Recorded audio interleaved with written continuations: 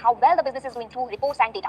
It facilitates strategic growth by aligning financial decisions with business objectives. And by making smart financial decisions, businesses can grow steadily at opening new branches, launching new products, or entering new markets. So dear learners, financial management is concerned with procuring and effectively utilizing funds for the benefits of its shareholders. So there are the three core elements of financial management. First, financial planning. Second, financial decisions. Third, financial control. First, financial planning. So financial planning ensures the availability of capital investments to acquire real assets such as land, buildings, plants, and equipment. Capital investments are required to establish and run the business very smoothly. It involves setting financial goals, analyzing current conditions, forecasting future needs, and creating a plan to ensure the financial stability and growth. So here's an explanation of key points. Estimating short-term and long-term financial requirements. First, this means calculating how much money is needed for current operations, example, salaries, rent materials, and for future plans, example, for expansion and for new projects. So best example for this, a company may need rupees 10 lakhs for daily operations and rupees 1 crore for launching a new product line, which ensures timely availability of funds. Financial planning ensures the company has the right amount of money at the right time, and this avoids delays in production or missed opportunities due to a lack of funds. So there are the aims to achieve the financial stability and sustainability.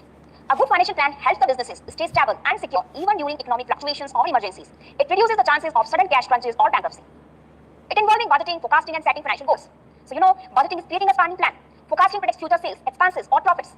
Setting goals means defining clear financial targets. For example, increasing revenue by 20% in the next year.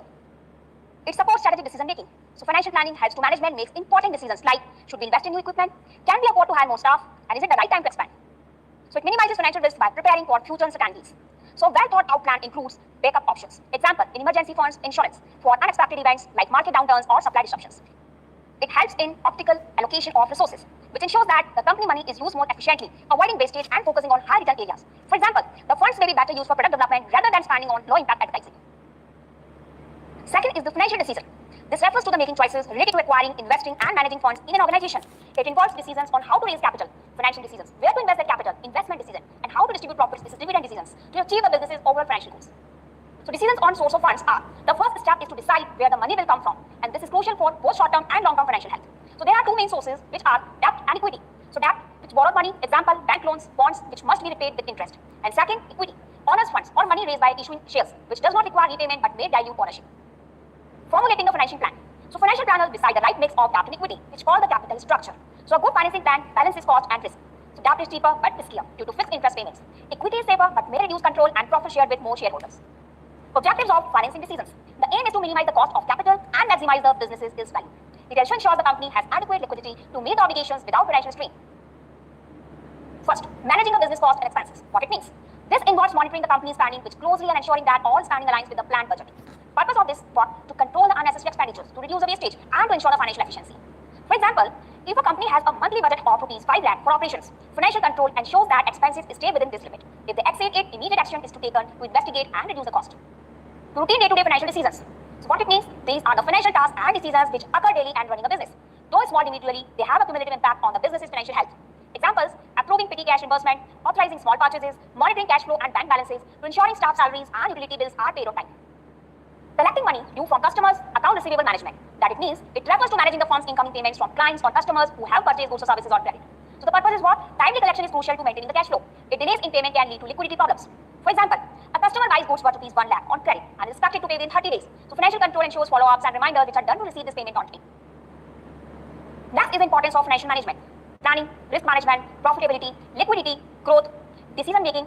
So let us discuss one by one in the next few slides in detail with the respective examples. First is planning. Financial management helps to create a structured plan for allocating funds, setting realistic budgets, and achieving long-term financial goals. So proper planning ensures that resources are utilized effectively. For example, a company creates a budget for the year that includes costs for raw materials, salaries, marketing campaigns, and expansion plans. So by forecasting expenses and income, the company can plan ahead and avoid the overspending. Second is risk management. Financial management involves identifying potential financial risks, like market fluctuations or unexpected expenses, and developing strategies to mitigate them. For example, a company might purchase insurance to protect against property damage or invest in hedging strategies to protect against foreign exchange risks when dealing with international transactions. Third is profitability. Efficient financial management maximizes returns by ensuring that investment, resources, and expenses are aligned with the company's profit goals.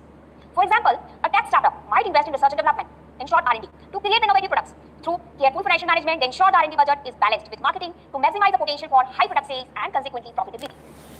Fourth is liquidity. So here, liquidity refers to a company's ability to meet its short-term obligations, like paying suppliers or employees, without facing financial stress. So financial management ensures the business has enough cash flow for these needs.